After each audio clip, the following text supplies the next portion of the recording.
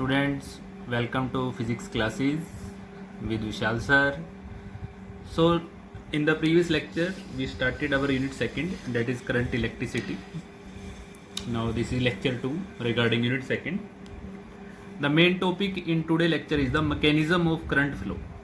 मतलब हम ये देखेंगे कि करंट फ्लो कैसे करता है किसी कंडक्टर के अंदर, पर उससे पहले एक जनरल टॉपिक है जो हमें डिस्कस करना पड़ेगा, and that is the current density.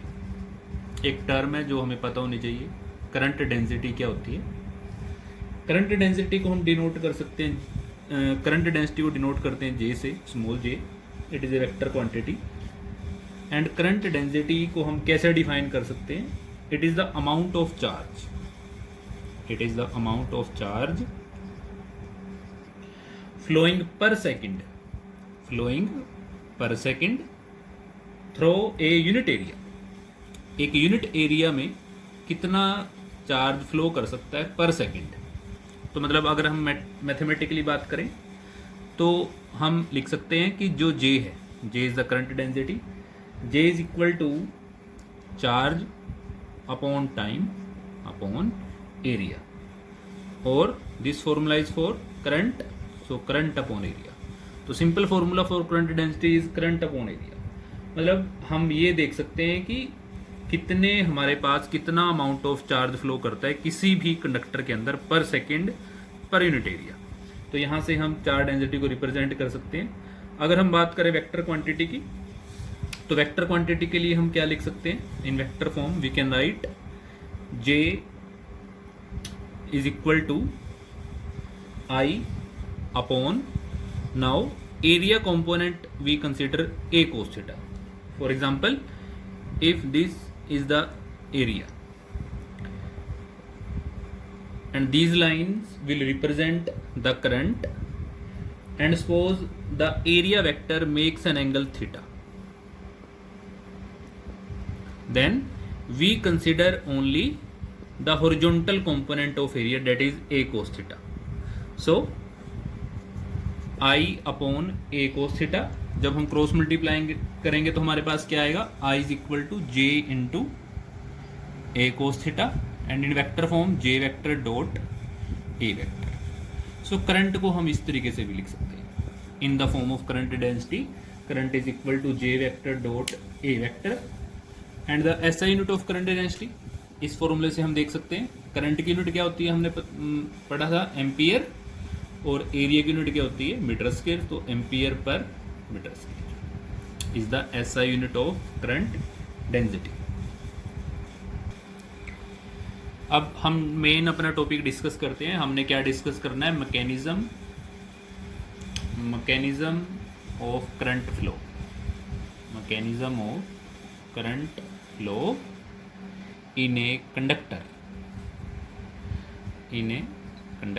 किसी भी कंडक्टर में मैकेनिज्म क्या है करंट फ्लो होने की. और यहाँ पर हम दो चीज़ें डिस्कस करेंगे. एक हम डेरिवेशन निकालेंगे ड्रिफ्ट वेलोसिटी, और हाँ एक हम डिस्कस करेंगे relaxation time.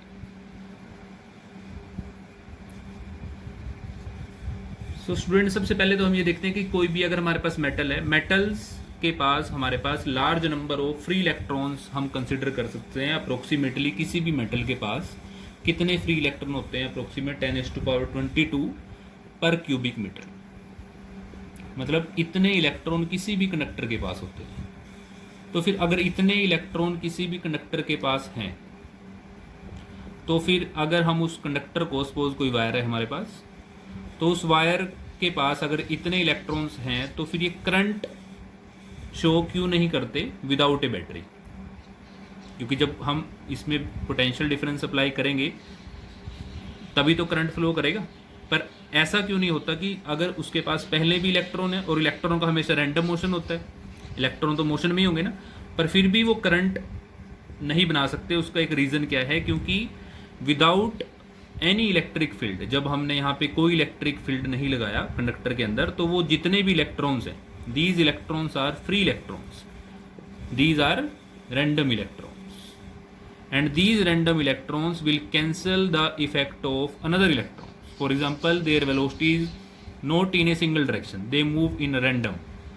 Some electrons move towards say positive x-axis, some say towards negative x-axis. So they will cancel the effect of each other and the total current is 0.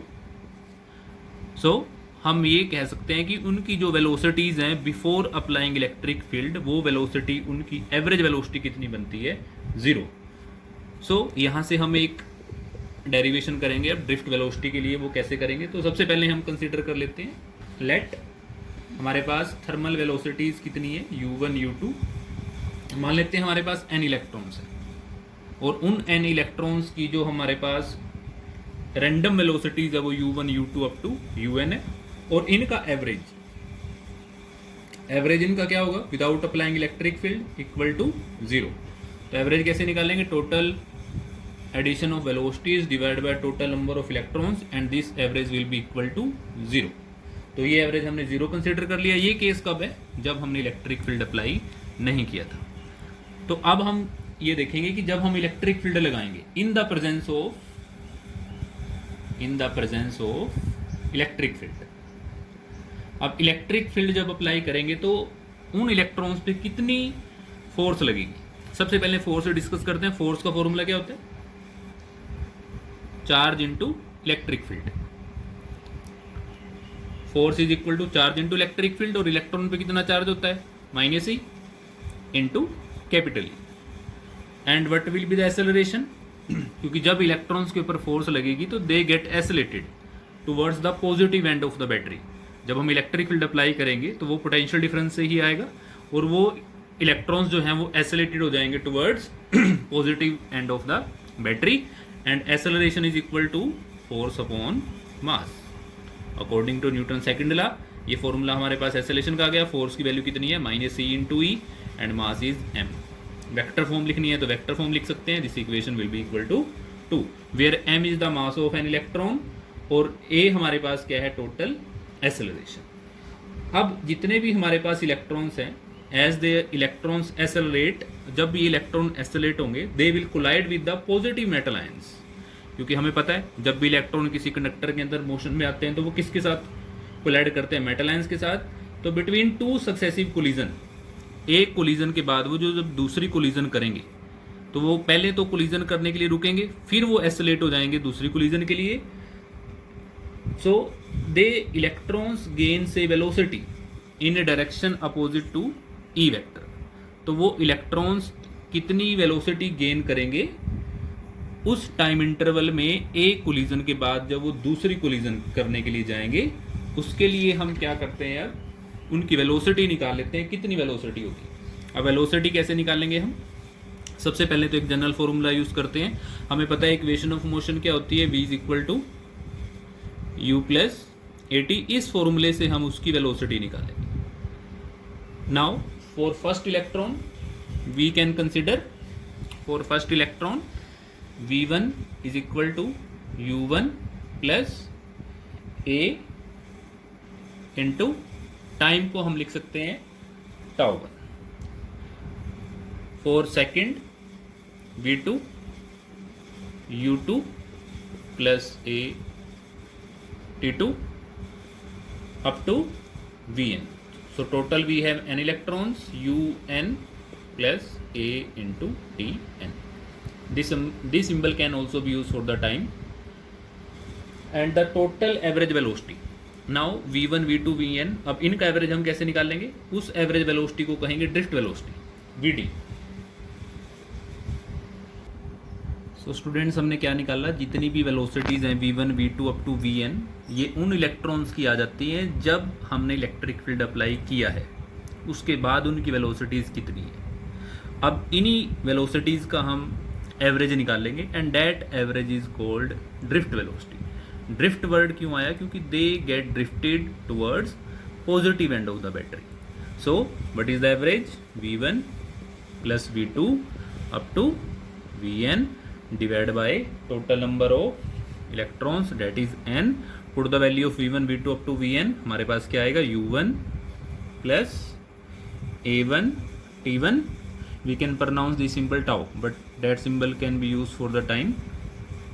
up to हमारे पास कितना आ जाएगा, un plus a into tau है divide by N. अब इन coefficient को हम थोड़ा सा differentiate करके लिख देते हैं। u1 टर्म्स को हम इकट्ठा लिख सकते हैं, u1 plus u2 up to n divide by n, और यहाँ से हमारे पास a कॉमन आ जाएगा, a t1 plus t2 up to so on divide by n। तो हमारे पास वी डी की वैल्यू क्या आई है स्टूडेंट्स? अभी हमने जो कॉमन करके निकाला है u1 plus u2 up to divide by n। यहाँ से हमने a कोफिशिएंट कॉमन लिया है, t1 plus t2 up to divide by n। अब ये जो वैल्यू है u1 प्लस u2, हम इसको जो हमने इससे पहले हमने देखा, this is the average thermal velocity, और ये एवरेज थर्मल वेलोसिटी किसके इक्वल है? 0 के plus a vector and that is the time, average time, so we can write only t. So vd is equal to a into t. And what is the value of acceleration? Acceleration is, जो हमने अभी prove की है, minus of e vector upon m into tau, vd vector is equal to, और in magnitude हम लिख सकते हैं vd is equal to e upon m into t. So this is the final expression for the drift velocity of electron inside a conductor. Our next derivation is relation, हमने एक निकालना है, relation between electric current and drift velocity. अभी हमने drift velocity की expression निकाल ली है, और ड्रिफ्ट वेलोसिटी में जो हमारा वो टाइम की एक्सप्रेशन आई थी, हमने अभी क्या डेरिवेशन की है, V D is equal to E upon M into T. This time is called relaxation time. Relaxation time is what? जब एक कोलिजन से इलेक्ट्रॉन नेक्स्ट कोलिजन करता है, सो द एक कोलिजन के बाद दूसरी कोलिजन जब वो करेगा, तो एक कोलिजन के बाद जिस टाइम के लिए वो उसकी स्पीड हमारी 0 हो जाती है, and that particular time that electron will relax, and that's why the time is called relaxation time of the electron during the 2 successive collision. अब हमने एक रिलेशन करना है किस किस के बीच में, करंट और ड्रिफ्ट वेलोसिटी के बीच में। उसके लिए हम क्या करते हैं, एक कंडक्टर कंसिडर कर लेते हैं जिसका एरिया कितना है, a है। Suppose a conductor of area A.